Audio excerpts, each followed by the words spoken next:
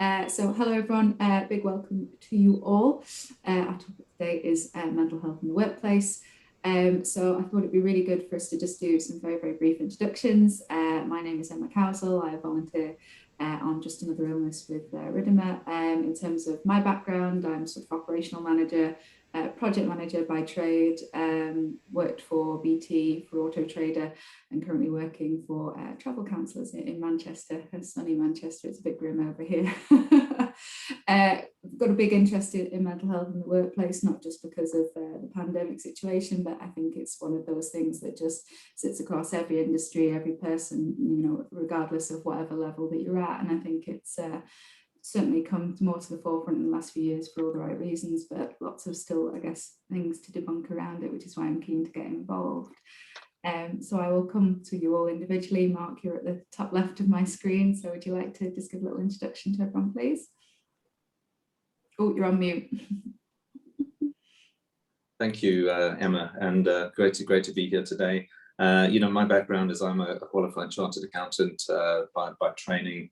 I joined Goldman Sachs in London in 2000, so been there for about 21 years now. So that's probably a story in resilience. I've had experience managing large teams, groups of people, and we obviously have a very strong team ethos at the firm. So again, sort of living and breathing the teams and the people I've been responsible for over the years has made this an incredibly important topic for myself. Also had personal experience around mental health, both with myself and my family. And I think the other thing that I've been very involved in for the last few years has been sort of culture and conduct as a topic within financial services. So that's something that's again very close to my heart, and something we're spending a lot of time on. And wellness and diversity and resilience and all of those are topics that we look to tackle under that umbrella. Pallavi, come to you. Yeah, sure. Hi everyone, really excited to be here. I'm Pallavi. I am the co-founder of We Unlearn. We Unlearn is a social enterprise that focuses on solving the gender and mental health issues of underserved adolescents in India. Before We Unlearn, I was pursuing a master's in public policy at the Harvard Kennedy School, which was last year. The pandemic hit, I left my studies, I came back to India to be with my family, and then I co-founded We Unlearn. Before that, I was at Bill and Melinda Gates Foundation for 5 years in India, working on improving public health service delivery. And before that, I was at Bain and Company. So it's been like a really wild ride, from starting from the private sector into development sector, and now trying to do something of my own. And specifically on mental health, because we've seen like the second wave, which has been really devastating in India, where now everybody is talking about mental health because everyone is seeing the effect in their daily lives. Because we know, like you talk to anyone in India and they know somebody who's died, which is something that we haven't seen ever in our lifetime. So this is of paramount importance to us, and I'm excited to be here and share my views on how we are coping with this situation. Brilliant, thank you, lovely to meet you. Alka, I'll come to you next, please. Sure, thank you for having me today, Emma. I am an associate partner with one of the big fours, and I come with about 20 years of professional experience, of which 13 years has been my current firm.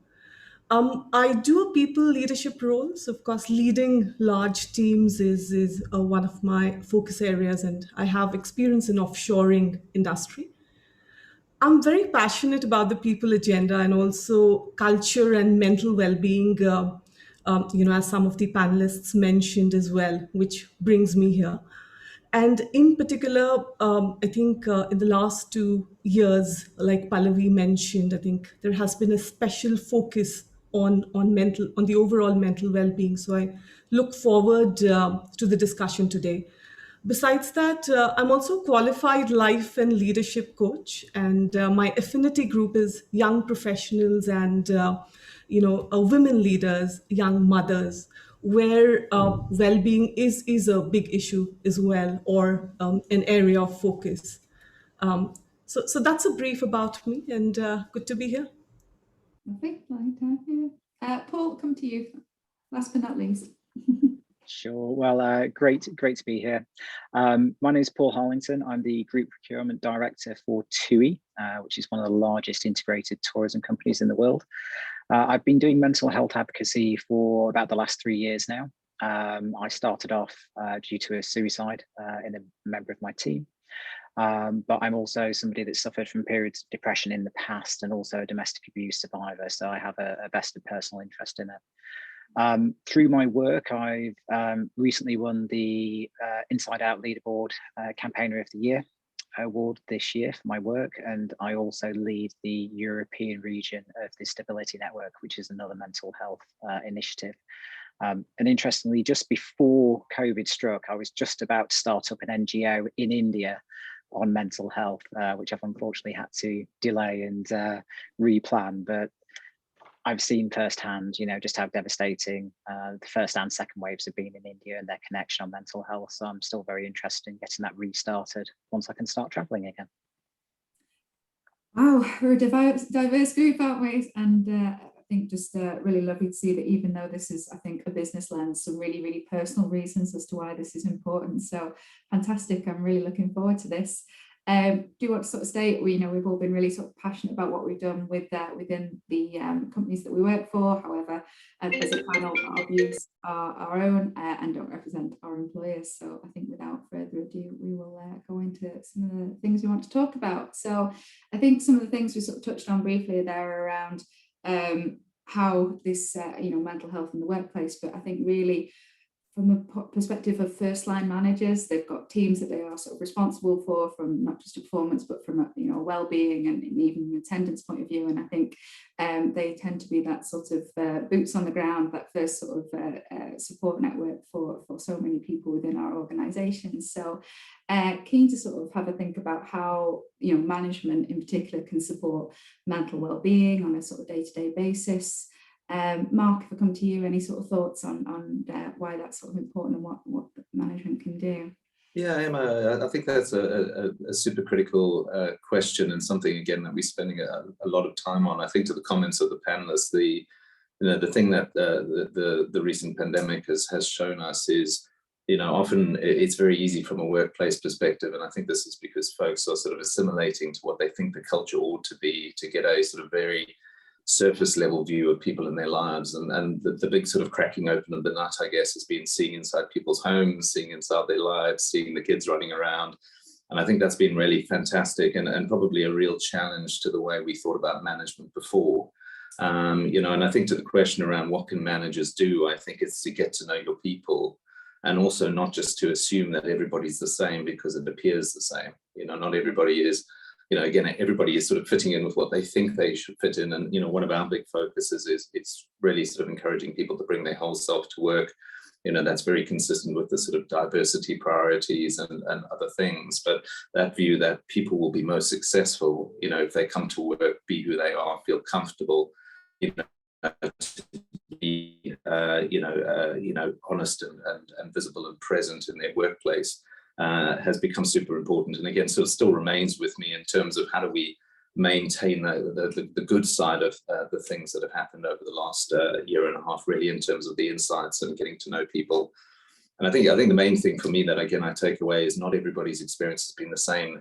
People's experiences have been vastly different. Some people have thrived under being at home.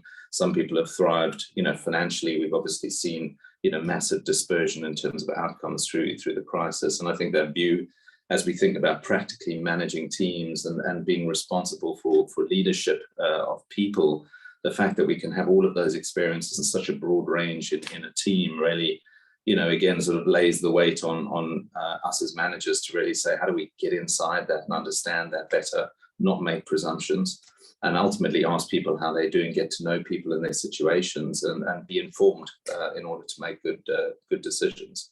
So maybe I'll start with that and open it up for the rest of the group, but also happy to give any other thoughts. Yeah, absolutely. Open up to everyone else. how we sort of feel around management supporting mental well-being on a day-to-day basis. Maybe if I could contribute. I think one of the things that I'm keen to recognise at the moment is that we weren't particularly good at supporting mental well-being pre-pandemic. Now that we've moved more to virtual models of working, it's even harder to sort of see through the facade that people might be portraying, because essentially, you know, in an hour's team meeting or Zoom meeting, you are acting even more than you may have been in the office if you're actually suffering with a mental health problem. So it's even easier to hide. What we've got to get better at doing is having those virtual water cooler conversations or those virtual walks in the park with individual team members to see exactly how they're feeling and exactly how they're coping.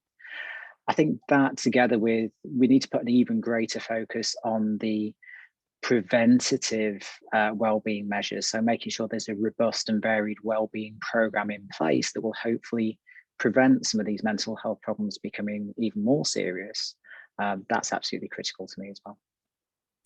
And how do you think we do that? Because I mean, they are, you know, that is absolutely, you know, the right sort of idea to go with. But what's, I guess, what's sort of working for you, or what is it that you think is the way to go about that? For me, the best approach is actually giving employees a pick and mix type well-being approach, because no one size fits all, no one coping or well-being mechanism fits all. So if you just try and promote physical fitness, or if you just try and promote mindfulness, you'll have a take up from a certain group of the population, but not all. If you can give employees a wide range of support mechanisms, they're more likely to succeed and thrive. So I think finding companies that you can partner with that can give that sort of pick and mix approach is really, really important.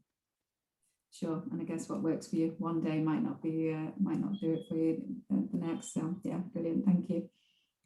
Pallavi.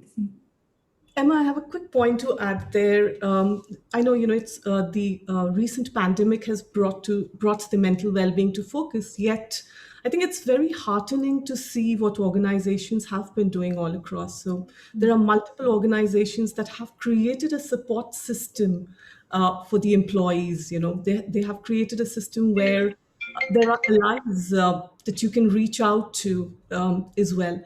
Besides that, what I have seen in my experience, the managers that are doing really well on this account are the managers who have this ability to connect to their teams, or who have the ability to empathize, understand. And if you have a healthy relationship with the team, and if the management is able to promote that, I think that can be a real deal breaker.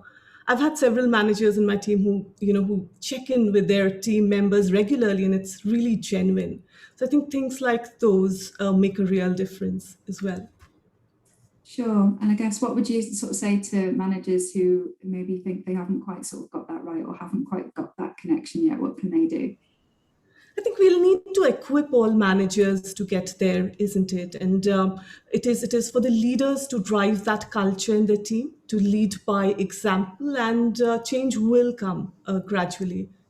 Exactly. Yeah, that's a really good point. Fabulous. Just to add on Alka's point on leading by example, for me, it was a very different experience when I was working with initially really big organizations where I was one of the youngest team members, and now actually building a social enterprise where I am showing the way, right? So, and for us, for me and my co-founder, it was very easy where we became like we would share our own struggles with mental health, and we would not have any stigma attached to it, because we had broken all of those conditioning and reached a level where it did not feel bad to talk about our own struggles. So our team members were also encouraged to share their own struggles, right? And we have initiated this thing called a mental health day off. So if you don't think you can work today, it's totally fine to take a day off. It's no problem that a deliverable is delayed by few days. It's in the long run, it doesn't matter. And it has, like, our team members have come back to us that this is something very, very useful, and they are thankful that they are in an organization like this which recognizes these important issues. And one more thing on that, like when the second wave was going on, all of our team members, we all started volunteering for COVID resources, like trying to find oxygen cylinders for family members or strangers. And then when it ended, all of us together, we helped each other get out of that second wave, because we knew what we went through, and we fixed a deliverable and we said, let's work together to come out of it, which really helped us. So I think that was a great learning for our team. Brilliant, thank you. And I think sort of Pallavi said something really interesting there around that sort of being able to have a mental health day where, you know, it's at the sort of, I guess, the decision of the person. But, and I'll open this out to the whole group. How do we get that balance though? A lot of us have got really corporate backgrounds. How do you get that really good balance between giving people, you know, that trust, that space to do what they need to do, because it's the right thing to do, but still have that balance whereby you know where your people are and you know that things are gonna get done. Any thoughts? Yeah, I think for us it's easy because we set the deliverables, although we have some deadlines and we plan for that in advance. But for Meghna and me, who's my co-founder, we are happy to push our deliverables by, you know, sometimes days, sometimes weeks if our team is not up to it. And I'm not sure how it will pan out in the big corporations because there's large systems operating for deliverables and it might be tougher. But a small team, it was not that difficult to push the deadlines. Great, thank you. I think for me, Sorry. it is a really difficult balance to strike between the pressure that employees feel with regards to hitting targets and wanting to support their work-life balance and their mental well-being. For me, ultimately, what works best is when there is this common vision and common goal that everybody's working to. The employees need to feel bought into the targets of the company and the objectives of the company. If they're not, then they'll feel like they're working against irrelevant targets. But if they see the bigger picture, the bigger goal, they're more likely to feel energized to work towards it and find ways to do so. As managers, I think our responsibility is to enable and empower the employees that they can work flexibly and creatively to meet those targets, and to help them in those situations where maybe they're struggling to meet them. So we've got to be flexible in our approach as well, I think. Yeah, absolutely. Okay, sorry, you were going to say something then. Yes, a similar point actually. So I think recognizing the challenges that exist is very important, but it's a longer term thing. You know, if you build a strong team which has the right foundation, what I have seen is people come up to support each other. They understand that work needs to be done. So it is all about creating the right culture, and there is accountability if you trust and empower the employees, like Paul mentioned. Maybe just add a couple of comments from me. I think, you know, I think to Pallavi's example of the day off, I mean, part of that is that people get time, but part of it is also saying it's okay and making that part of the dialogue. I mean, I think the interesting point to your question, Emma, and to Paul's comments is, you know, that balance is difficult to strike, and often in areas where there's the most pressure, there's the least flexibility naturally. And I think that's the areas where the risk of things sort of getting to a head, you know, is probably most acute. You know, certainly, you know, the things that we try and prioritize are, you know, encouraging people to take downtime when they can. So, you know, again, to the point, there are going to be busy times, but where you know, maybe you have less flexibility, you know, in certain moments, but when you can take the downtime, making sure that you prioritize your wellness, getting away, getting that taken care of. And then on the other hand, you know, to Pallavi's example, it's making sure that we have the right, you know, support mechanisms in place ahead of, you know, teams getting stressed, stretched, tough deadlines, so that people know where to go, they know where to turn to, and also that we've done enough to sort of break down any sort of stigma, and we have the right examples being set by senior managers around just being able to raise concerns. I mean, we're spending a lot of time in the culture space thinking and talking about psychological safety, you know, and again, that's very important in terms of people raising a whole range of concerns. And I think sort of mental health issues is certainly a subset of that. And the thing that sort of keeps striking, you know, us is, again, we can tell junior people, we can tell teams that they ought to feel safe. That's not going to make them necessarily feel safe to, again, be open and honest and transparent. And I think that's to the importance, again, of training managers around how to create the right environment, because, again, you can talk at people and you can tell them how they ought to feel, but that doesn't necessarily translate into people's experience. And you have to lay the groundwork, sort of in advance, so that you have the right, visibility, you have the right ethos around this, so that when people get into situations where they're finding things more challenging, that's a little bit hardwired. Otherwise, if you try and, deal with things on the fly and try and come up with things on the spot, that's probably not going to be the best approach. And I guess that's a really interesting point. So do you think, training our managers is the right thing to do? I guess, a management community, there's lots of different reasons people might become managers, and people have very different ways of dealing with things. I think we said a couple of times that it's, some people will find it really naturally to make that connection, to be able to empathize, but, some people will be very skilled in maybe sort of more logical processing and, need hard and fast rules. So what do you think is the best way to, I guess, not have a blanket all approach, but give managers in particular the right sort of guidance and resources to be able to do that? Maybe if I can start on this one, Emma. I'm a running coach, and I insist that everybody that coaches my running club is sports first aid trained. I would personally love to see every single person, manager, line manager, mental health first aid trained, because you're going to come across people that are going through periods of struggle. So you really ought to have that training behind you. You don't necessarily need to be professionally trained, but just that minimum sort of days worth of mental health first aid training, I think, should be absolutely mandatory. Yeah, absolutely.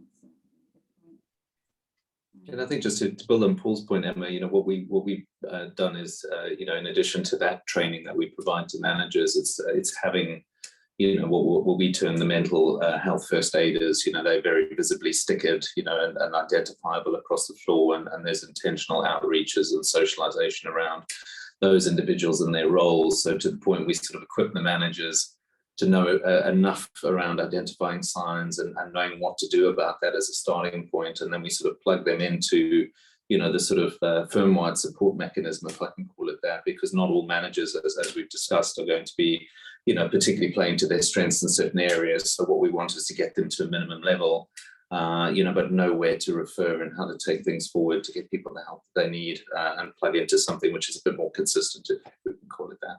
Yeah, definitely. I have a point to add there. I think it starts with, Emma, equipping the managers to take care of their own well-being first. So if you do that, I think they find it easy to drive it within their teams. So just drawing the manager's attention to their own well-being. I think trainings would be good, but more important is an awareness around a well-being. And gradually, I think it is very important, and it's happening largely, to embed well-being as a part of everything that we do, all our trainings, all our programs, etc. So I think that will make a difference. Yeah, absolutely. I can remember being in a session with a lot of managers with a mental health first aider, and I think one of the most powerful things, and one of the first things we said was, the only person's mental health you are responsible for is your own. And I think the collective sort of relaxation from everyone in the room was really, really powerful. So yes, I think you're absolutely right there. But how do we do that? How do we make sure that is that is the priority, that people are understanding of that? I think that's quite hard. I think that's a great point though, Emma, because, to the point, often we talk about, sort of employees or teams and managers, and, there's obviously a lot of weight and responsibility and accountability we put on managers. And, it's been interesting again through the pandemic. And this is again the experience of seeing in people's homes. I think I've had a few comments from junior people who work to me to sort of go like, wow, how do you deal with this? Because you've got kids running around and you've got all of this stuff, and you doing a senior level job, and potentially managers are carrying regulatory responsibility and other things that teams don't have. And I think recognizing again that the people we're potentially asking the most from in this space potentially have a lot of competing pressures, and can be very much at risk of mental health issues and other things. It's how do we balance the equipping of managers, as you say, to be able to look after their teams, but really make sure that they're in a good place as well, and know where to turn to, because again the pressures on managers even in dialogues like this, we're often talking about what the managers need to do. And the question is, are we balancing that with the right support, to make sure that that group doesn't get even further pressured, competing, dealing with all the competing priorities that sort of age demographic can potentially have. I think it's I think it's a very good point that you raised, Mark. One of the things that I tried to do throughout the pandemic, and that I found was quite successful, was really just taking on this vulnerable leadership role, being very honest when I didn't know things, when I didn't know the answer to questions, as many of us didn't know during the pandemic, and being authentic about how my mood was at any one time, because I think that not only role models the right behaviors for the teams, but it also makes it creates a bit of self-support as well, that teams will look to support you as well as you looking to support the teams. The other thing that I think it was incredibly powerful throughout the pandemic for me, and I'll definitely try and continue more post-pandemic, is peer support. Many managers and leaders don't necessarily reach out to their peers about the struggles that they're having, especially during times of crisis. But actually that peer support and those conversations can be incredibly, incredibly powerful. So I think we need to do that more, both for work challenges, but also for sort of personal mental health challenges as well. Yeah, I think that's a great point, Paul. And for me also, it was a great learning experience because my co-founder, Meghna, was usually very outspoken about the mental health issues. And I learned from her, this vulnerable leadership where she would share what she's feeling, what she's going through. And I learned doing that as well. And I could see how she's formed this culture within the team where you could very openly say that I can't join this call because I have therapy at this point, right? Like nobody's going to stigmatize you because you are going for therapy. It was a very open conversation that I'm seeking a psychiatrist or a counselor. I'm going through this. And we helped each other. Like, okay, you're going through this. I have had this experience. Maybe you can try this. So it became so comfortable, so easy, and it helped us so much, especially with what we went through, as a nation.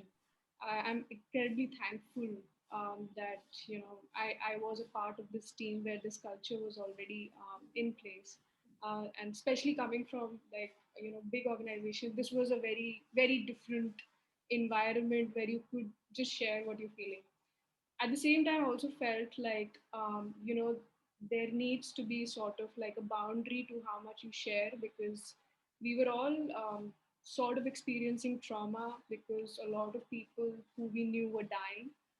And I was mindful of how much of that I'm passing on to my team, right? There may be days where I would just not share anything because I don't want my team to experience that trauma. I'm going through it, but like let them be separate from it, right? So there was this balance that we had to, figure out when we were going through. Yeah, I think that's a really good point. And actually, Paul, I really like what you said about that vulnerability bit. That's how you inspire cultural change, isn't it? Because it's for so many businesses and people, really, it's hardwired into you, isn't it, to sort of have that stiff upper lip and kind of get on with it. But how do we start to bring that balance in? And in fact, are the things that you've found that have maybe come to light more because of the pandemic that you will continue, if not do more of afterwards?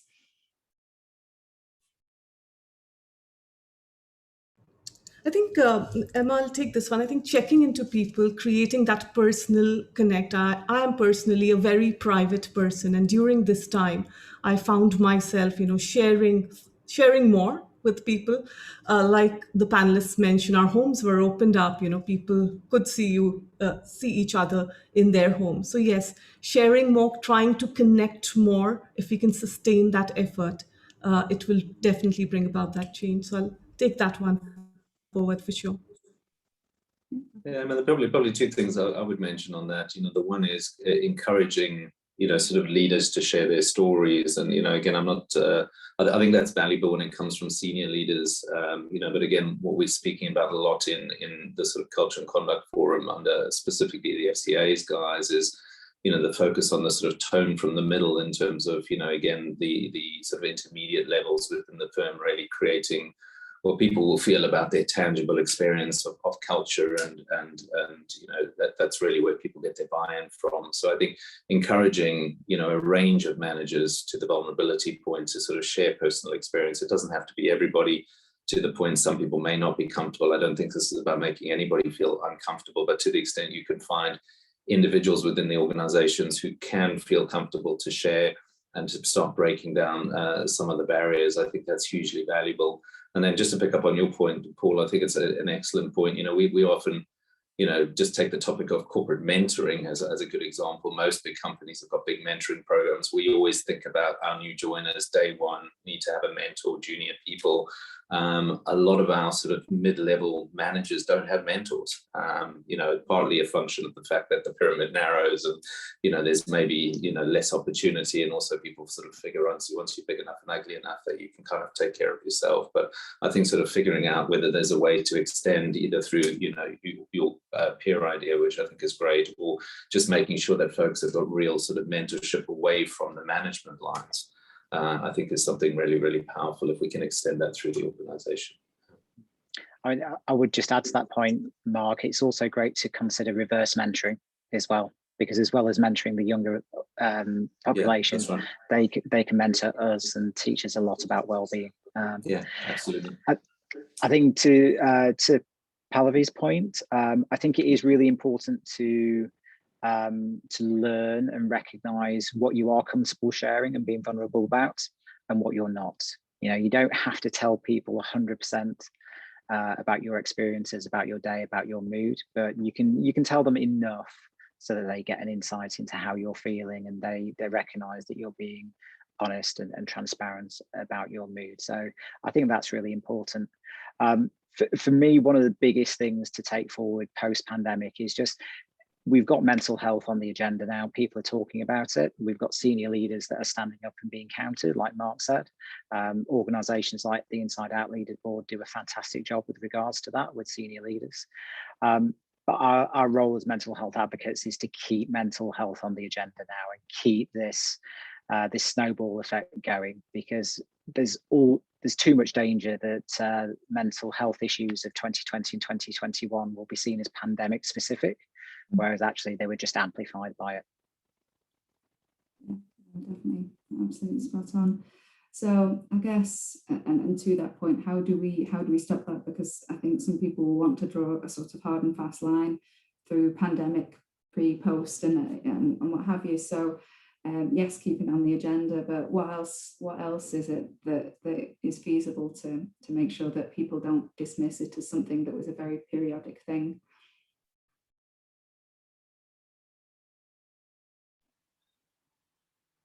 Yeah, I think like as Alka was saying, there is this awareness that needs to be there, right? Like there are issues, and I feel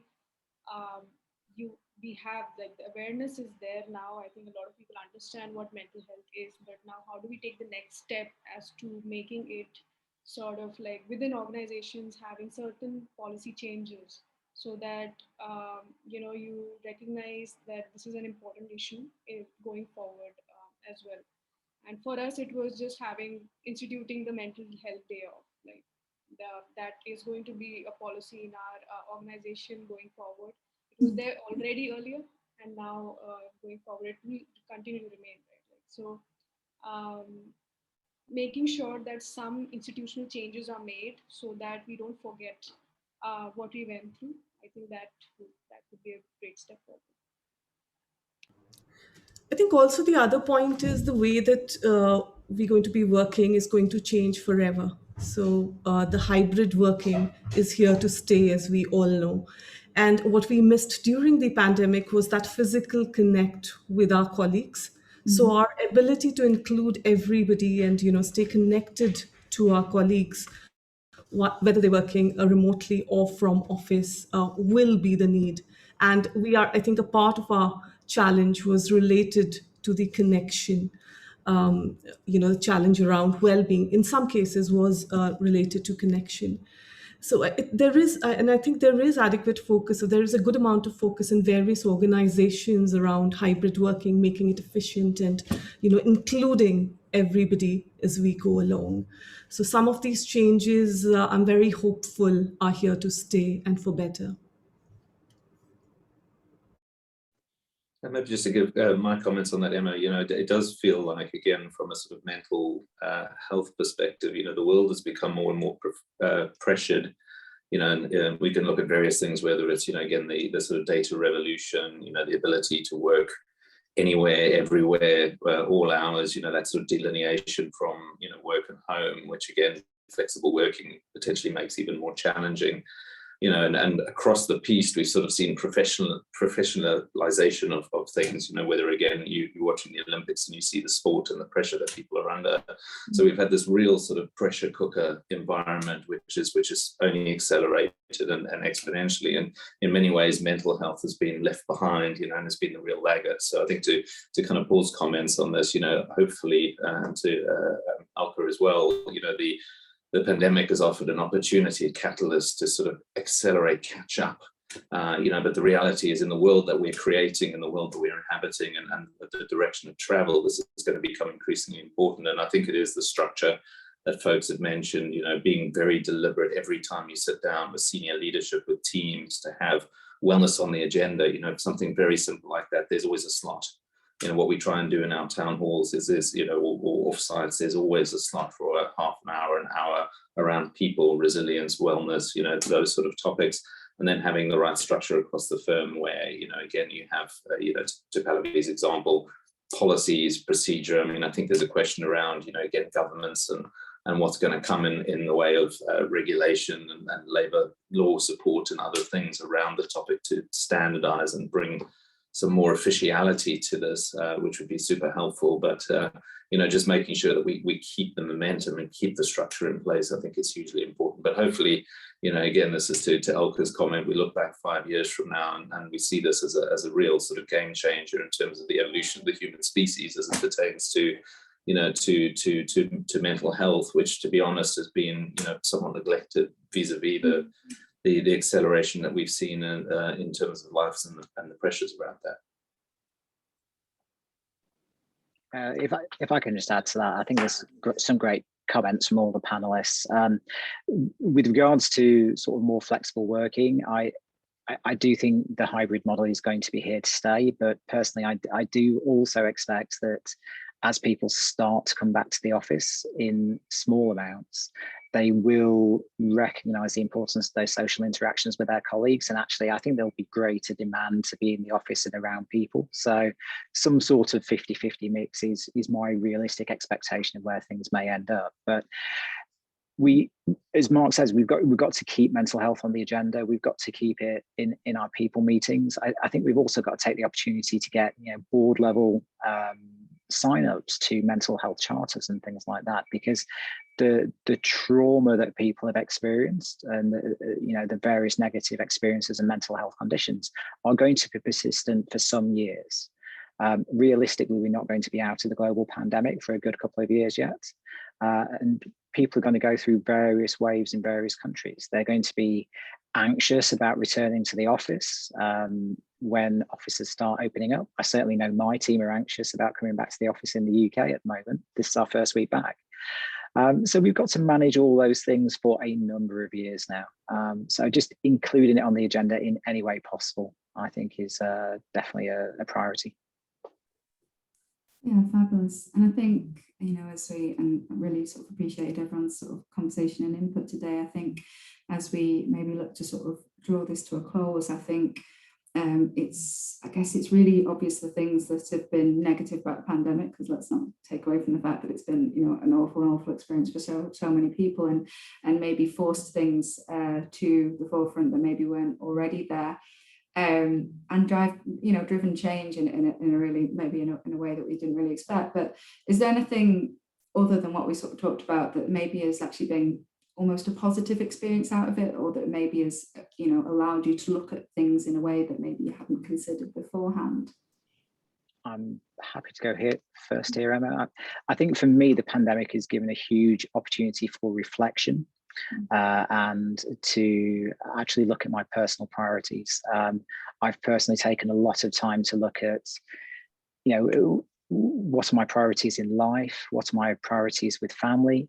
And how do I balance my career versus family versus commute and personal time? And that's been a great reset for me, and an opportunity that I think I never would have had in any other situation if it wasn't for the pandemic.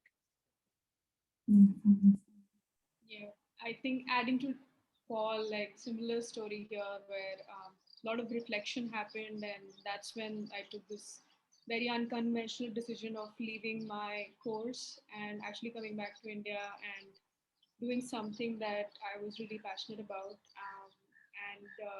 I have not met all the members of my team because we started in the pandemic and we've been working in the pandemic, but we are trying to build something that we believe in, and I think that's very rewarding.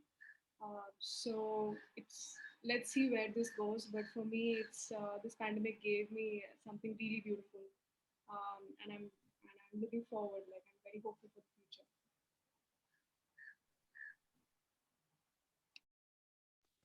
And maybe I'll just add a comment for myself. I think, to build on what folks have said, it's probably the sense of perspective. I think the thing that's sort of resonated with me post the last 15 months is, never undervalue a normal day.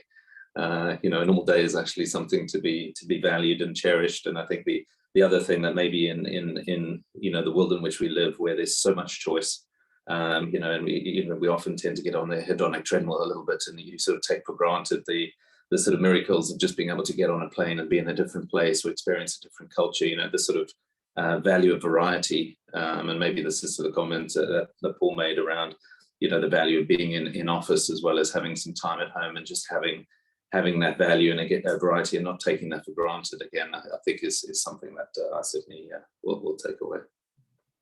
Absolutely. Thanks. A couple of points from me. I think the first one was, as I look back, I think we didn't have a rule book when we were going into the pandemic or a remote working situation, but the way everyone adapted was really commendable. So I think that was one. The second thing in India, what we saw in the second wave more recently, was really devastating. Yet the spirit of people, people coming together and supporting each other, that was exemplary. That stayed with me. So those two were really stood out to me. Third, in terms of my own personal self, I think there has been that. There is an kind of an enhanced focus on self-care with the newfound time, like everyone else mentioned, is with the absence of commute. So yes, a very, very interesting time. Yeah, lovely. And I think, yes, nothing quite like a global event to make you really sort of look at your priorities. And I think there's, self-care is absolutely spot on. And I think it's some things that I think some people just think is having a bubble bath on a Sunday. And when it's not, it's that sort of daily thing that you do to equip you and yourself around everything that we do. But no, thank you very much, everyone. I think I will draw that to a close there. I've really, really enjoyed that. Give me 2 seconds while I just stop the recording, and then we will just